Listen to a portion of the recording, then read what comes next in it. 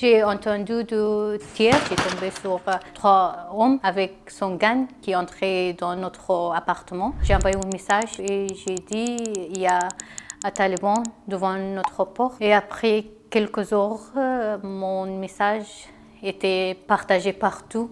Giti Azami est réfugiée en France depuis 4 ans. Avant le retour des talibans au pouvoir, elle vivait dans un des quartiers les plus prisés de Kaboul avec sa mère et 6 de ses frères et sœurs. Son père, lui, est décédé 2 ans auparavant d'une longue maladie. C'est son héritage qu'elle voulait perpétuer en devenant journaliste. Giti était donc une jeune femme de 22 ans quand les talibans ont repris le pouvoir ce 15 août 2021.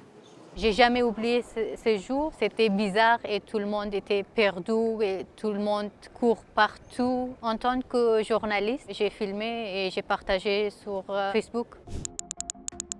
C'est le premier message que Tanguy a envoyé à Giti quand il est tombé sur son appel à l'aide sur les réseaux sociaux. J'avais 27 ans lorsque je travaillais à la Coupe du Monde de rugby et que j'ai découvert le message de détresse de Getty via un article de presse américain. J'avais pas du tout dans l'esprit initial de l'aider, je voulais d'abord savoir si elle était en vie. En fait, j'étais perdue, j'avais peur beaucoup. Avant, je ne connais pas très bien Tanguy et je dois croire sur lui. C'était pas facile, vraiment, c'était pas facile, mais j'avais aucun choix. Tanguy commence alors à chercher des moyens pour l'exfiltrer, elle et sa famille.